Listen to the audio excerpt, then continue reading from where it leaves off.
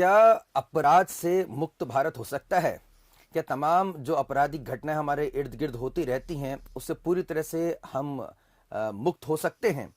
आपको लग रहा होगा मैं एक ख्याली पुलाव बना रहा हूँ। आपको लग रहा होगा कि ये किस जमाने की बात कर रहे हैं, राम राज्य की बात तो नहीं कर रहे होंगे। और मौजूदा परिस्थिति में जहाँ पर इंटरनेट मीडिया पर हम तमाम तस्वीरें और तमाम जो टीवी चैनल्स के माध्यम से रोज हम आपराधिक समाचार देखते रहते हैं, आस पड़ोस में भी, देश में, विदेश में भी, तो ये इस तरह की बातें करना बेतुकी भी लग सकती है और आप मुझे पागल भी कह सकते हैं। लेकिन ये लक्ष्य रखा है किसी और ने नहीं, एक बड़े पुलिस अधिकारी ने। आइए हम जानने की कोशिश करते हैं कि आखिर उनका ये लक्ष्य के पीछे बड़ी वजह क्या है, क्योंकि जिस तरह से मेरे चेहरे पे इस समय कुटिल मुस्कान आप देख रहे हैं, मैं भी इस समय सोच रहा हूं कि वाकई में ये अधिकारी महोदय ने जो लक्ष्य रखा है वो कितना धरातल पर मजबूत है। क्या वाकई में ऐसा हो सकता है?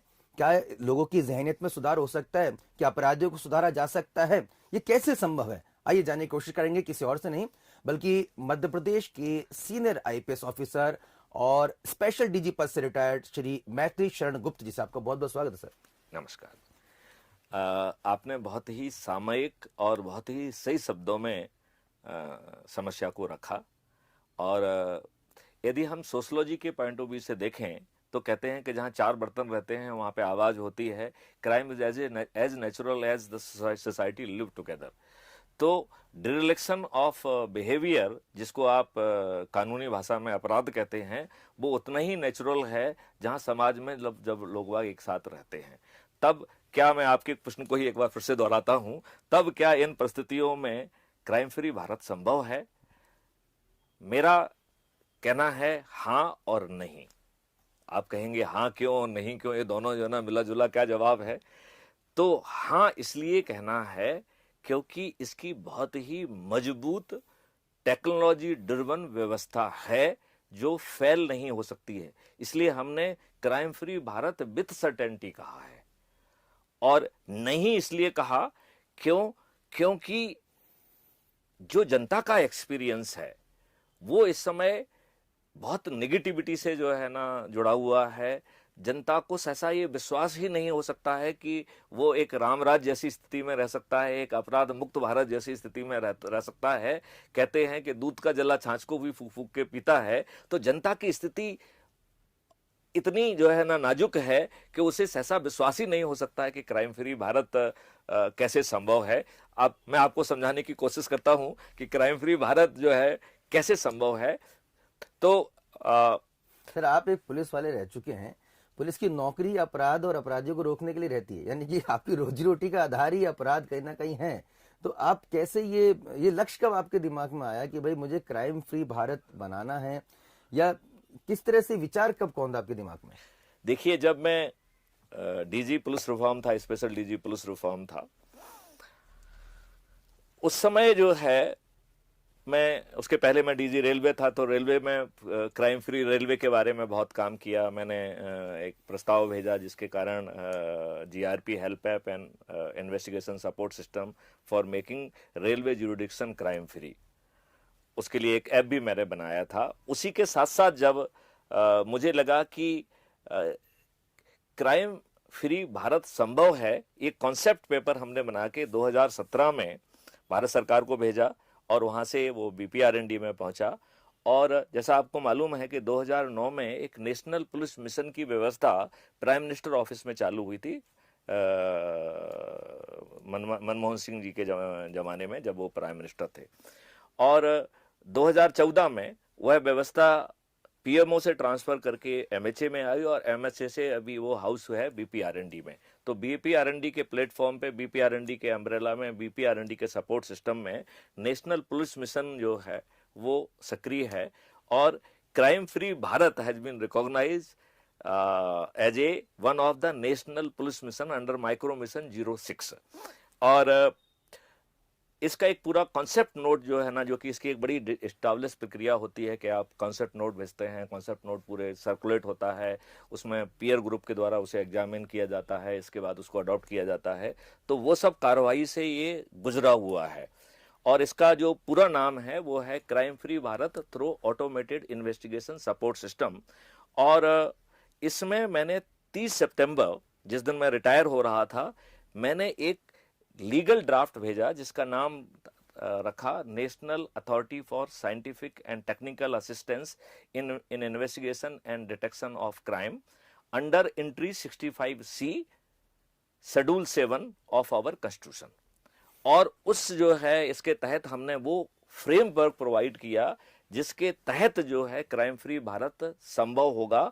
और इसमें जो है राइट टू प्राइवेसी भी पब्लिक को दी, मतलब सब कुछ मालूम होगा लगभग ईश्वर तुल्य। जैसे ईश्वर को कहा जाता है ओमनी प्रेजेंट, ओमनी पोटेंट और ओमनीसेंट, मतलब ईश्वर जो है सर्वव्यापी है, सर्वज्ञानी है, उसे सब कुछ मालूम है। तो ईश्वर जो है को सब चीज मालूम होती है, उसके पास अपना एक चित्रगुप्त है जो सबका अकाउंट रखता है। तो हमने क्राइम फ्री भारत में भी एक डिजिटल चित्रगुप्त की परिकल्पना की जो इस नेशनल अथॉरिटी के अधीन रखा, और इसमें इतनी ज्यादा अकाउंटेबिलिटी रखी कि जो चेयरमैन नेशनल पुलिस अथॉरिटी है, यदि वो सीक्रेसी का वायलेशन करेगा तो that will be a crime. और एक क्राइम जो है ना, जो रिपोर्टिंग होगी वो उसके पीछे जो डिजिटल आर्टिफिशियल इंटेलिजेंस है वो इसकी रिपोर्टिंग करेगी। और कानून में यह प्रावधान किया गया कि यह बहुत ही हीनस ऑफेंस माना जाएगा। इसके लिए एक नॉन अवेलेबल संज्ञेय होगा, नॉन अवेलेबल होगा, और इसमें मिनिमम पनिशमेंट 7 साल का होगा। और यदि एक से ज्यादा इंसिडेंट्स हैं तो वो जो है पनिशमेंट कॉन्करेंटली ना चल के कॉन्सिक्यूटिवली चलेगा। मतलब यदि उसने 4 लीकेज कर दिए तो वो चेयरमैन महोदय 28 साल के लिए जेल में रहेंगे। इतना पावरफुल एक्ट बनाया गया। और उसमें एक और प्रावधान किया गया कि यदि कोई व्यक्ति जो डिजिटल सिस्टम में प्रवेश करने की कोशिश करेगा, हालांकि वो डिजिटल सिस्टम बहुत पावरफुल बनाया गया, उसके फिजिकल सिक्योरिटी, आईटी सिक्योरिटी, ढेर सारी सिक्योरिटीज रखी गई हैं, वर्चुअली उसमें घुसना बहुत मुश्किल काम है।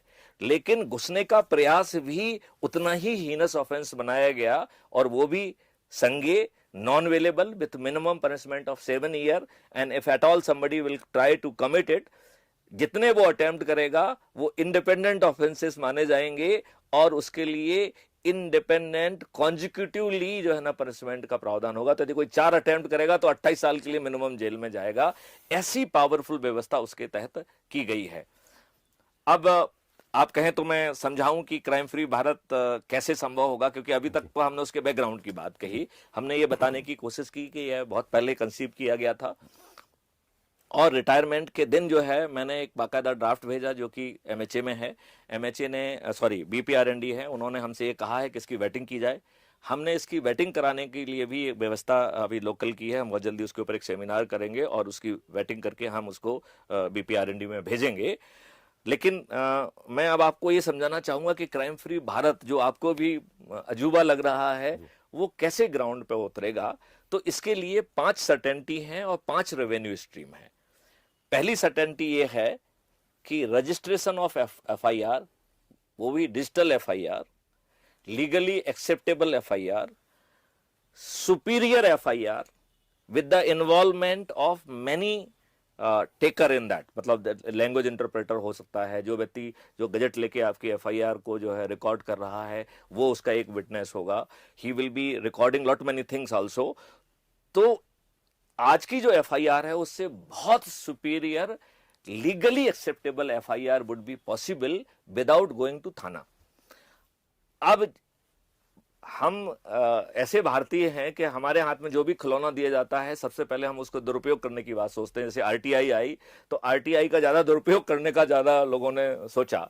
वैसे ही जो भी नियम कानून बनते हैं यदि आप देखें बारीकी से तो जो उसका दुरुपयोग कर सकता है वो दुरुपयोग करने की कोशिश करता है, चाहे वो जो ना डोमेस्टिक वायलेंस हो, चाहे SC ST एक्ट हो, सभी में ऐसे ढेर सारे एग्जाम्पल्स आपको देखने को मिल जाएंगे। लेकिन तो इसलिए इसकी पहली सर्टेनिटी में not only certainty of FIR, certainty of prosecution for the false and fabricated FIR. तो एक ही जो सिक्के के 2 पहलू हैं पहली सर्टेनिटी में। सेकंड सर्टेनिटी है the certainty of detection of FIR, detection of crime with most ordinary police officer with the help of the automated investigation support system through investigation lead। तो अधिकांश प्रकरणों की विवेचना 7 दिनों में अकाट साक्ष्यों के माध्यम से, जिसमें जनता की बहुत ज्यादा भागीदारी होगी और उसमें आज का जो नियम कानून है उसकी जो कमियां हैं उनको भी दूर किया जाएगा। विशेष तौर पे हम दो कमियों के बारे में यहाँ पर उल्लेख करना बहुत जरूरी समझते हैं। पहली कमी ये है कि पुलिस जिस भी स्टेटमेंट को रिकॉर्ड करती है वो कोर्ट में it can only be use for the contradiction, not for the corroboration. तो पुलिस के द्वारा रिकॉर्ड की गई जो एफआईआर है, जो स्टेटमेंट है, that can only be use for the contradiction. मतलब this is a very important, I don't know whether you know it और नॉट। और सेकंड ये है कि the confession made to the police officer it is not admissible. जो section 27 में थोड़ी सी window दी गई है, ये जो जो सेकंड सर्टेनिटी है, उस सर्टेनिटी में ये बात का ध्यान रखा गया है। लिहाजा सीएफबी वॉलंटियर के माध्यम से ये जो लीगल हैंडीकैप हैं उनको दूर किया गया है।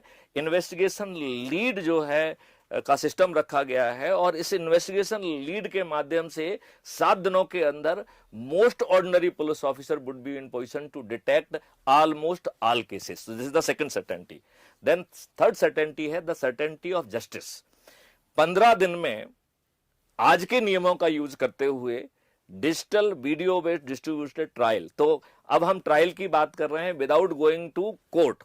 तो भविष्य के जो ट्रायल होंगे, यदि क्राइम फ्री भारत का कॉन्सेप्ट जमीन पर उतरेगा तो भविष्य के ट्रायल में यहां आपको पहले थाने जाने की जरूरत नहीं पड़ रही है एफआईआर दर्ज कराने के लिए। अब जो है आपको कोर्ट ट्रायल के लिए कोर्ट में जाने की जरूरत नहीं होगी। आपके जजेज और जो मजिस्ट्रेट हैं उनकी संख्या उतनी ज्यादा रहेगी जितने ज्यादा क्राइम होंगे, और वो एडॉक जजेज होंगे, वर्तमान नियमों के तहत होंगे।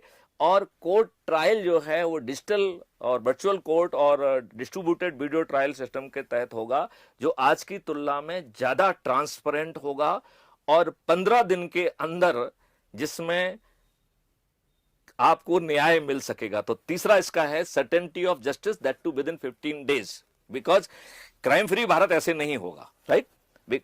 अब चौथा इसका है सर्टेनिटी ऑफ प्रिवेंशन। तो इसमें डिजिटल चित्रगुप्त पैदा किया गया है, उसको हर अपराधी के बारे में हर चीज मालूम है। 360 डिग्री वो कैसा दिखता है, वो हंसता है तो कैसा हंसता है, कब क्या पहन रहा है, वो खुश होता है तो कैसे होता है, उसका चाल कैसी है, उसका फेशियल एक्सप्रेशन क्या है, यदि उसने कोई कपड़े खरीदे हैं तो कपड़े कब खरीदे हैं, कोई वाहन उसके पास आया तो कब आया है, ये सब जो है उसके डाटाबेस में जाता रहता है। और बहुत सारे एट्रीब्यूट के आधार पर ये आप डिसीजन ले सकते हैं, सिस्टम बैकएंड पे डिसीजन लेगा कि whether this person is going to commit crime, and system would be in position to predict कि यह किन व्यक्तियों के साथ किस साधन से कब रवाना हो रहा है। और बैकएंड इंफॉर्मेशन के आधार पर उसे यह भी लगभग मालूम होगा कि ये कहां जाके अपराध करने वाला है। बीच की जो नोट्स हैं वो उसे वेरीफाई करती रहेगी, और there will be a very powerful and smart intervention, जो माननीय प्रधानमंत्री जी कहते हैं उसी तरीके का बहुत ही स्मार्ट इंटरवेंशन होगा, और वो भी eight the choosing of the system. क्योंकि हमारे यहां तो कहा जाता है कि हर कुत्ता अपनी गली में शेर होता है। विकास दुबे ने हमारे 18 पुलिस अधिकारियों को जो है ना शूट कर दिया, तो या तो हम अपराधी के घर में जा रहे हैं, उसके गली में जा रहे हैं, तो हम शेर की तैयारी से जाएंगे, नहीं तो हम इन अपराधियों को, इन कुत्तों को कुत्ते की हैसियत में पकड़ेंगे। तो the smart intervention process at the choosing of his place will be in position to prevent, in beginning में भी 50-60, बट 2-3 साल के अंदर 99% प्रिवेंशन संभव होगा। अब इस समय मैं आप क्वेश्चन करना चाहता हूं कि क्या इन 4 सर्टेनिटी के साथ अपराध मुक्त भारत संभव है? मैं कह रहा हूं नहीं। तो आप कहेंगे कि साहब फिर आप जब नहीं है तो फिर ये सब इतनी कवायद क्यों कर रहे हैं? क्योंकि यदि जो है आज जो है अपराध करना is a most paying sector of economy, यदि मैं उसे इन शब्दों में इजहार कर सकूं तो मुझे, लोगों को आपत्ति हो सकती है कि आप अपराध को जो है सेक्टर ऑफ इकोनॉमी कैसे कह रहे हैं। आप ये बताइए, एक फोन होता है, वो कहता है एक खोखा भेज दीजिए और एक खोखा पहुंच जाता है, आप क्या रिहैबिलिटेशन करेंगे कि जो है अपराधी जाएगा? तो यदि हमारा पेट खाली होगा और यदि हमें लगेगा कि बाहर के हालात, जेल के हालात से जो है ना खराब हैं और जेल जाना एक बेहतर ऑप्शन है, तो यदि अपराधी जेल जाने के लिए अपराध करेगा तो ऐसे अपराध को भगवान भी नहीं रोक सकता है। तो इसका मतलब ये है कि हमें पहले 4 सर्टेनिटी से उसके ऑप्शन क्लोज करना पड़ेंगे एंड देन हमें उसे रिहेबिलिटेट करना पड़ेगा। क्यों? क्योंकि इतना पेइंग है कि यदि आप बिना ऑप्शन क्लोज किए उसे रिहेबिलिटेट करना चाहेंगे तो वो रिहेबिलिटेट नहीं होगा, क्योंकि आप ऐसा क्या रिहेबिलिटेशन पैकेज उसे देंगे कि जिसमें एक फोन पे एक खोखा आ जाए। ऐसा कोई रिहेबिलिटेशन पैकेज संभव है क्या? नहीं संभव है। तो लिहाजा the fifth certainty is the most important certainty, certainty of rehabilitation of criminals. अब आप ये पूछ सकते हैं कि क्या इन 5 सर्टेनिटी के साथ जो है अपराध मुक्त भारत संभव है?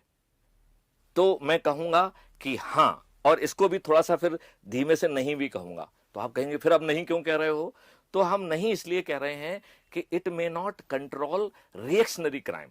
आपने मुझसे कुछ कहा और आपने रोड रेज में देखा है कि गाड़ी निकल रही है और उसने हमको ओवरटेक किया, हमने हमारे पास गन है, हमने उसको शूट कर दिया ना, ये अपराध तो हो गया ना, इसके लिए कोई प्लानिंग नहीं है। तो जो प्लानिंग वाले अपराध हैं वो इसमें पहले क्लोज हो जाएंगे।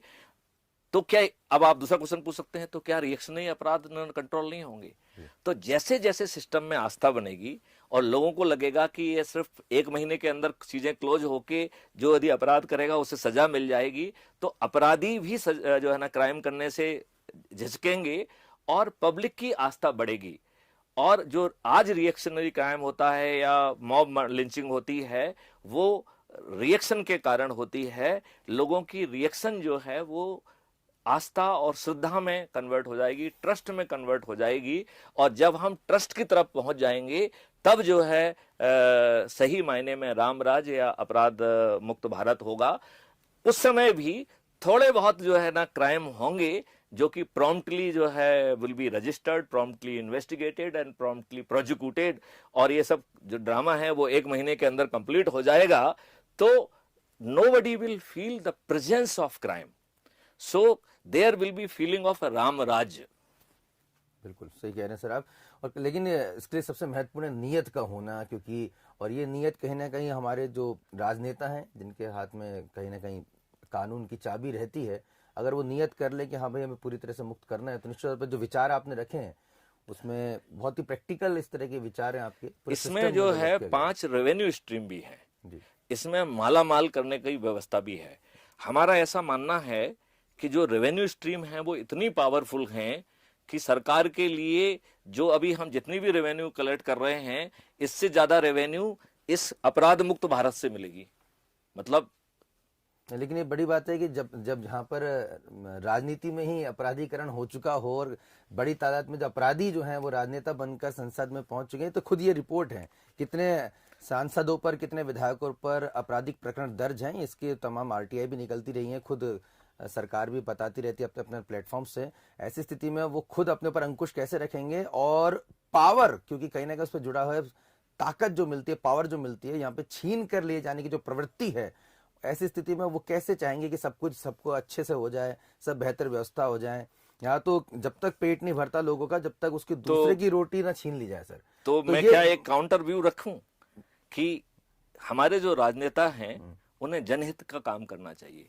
यदि उनका जो है स्वार्थ जनहित पे भारी पड़ रहा है, तो आपको नहीं लगता है कि अब व्यवस्था बदलने का समय आ गया है? बिल्कुल, मैं उसी मुद्दे पे आ रहा था। जो चाहिए और होना, जो आदर्श और वास्तविकता में जो अंतर है, उसके बीच में आप और हम हैं, यानी कि जनता।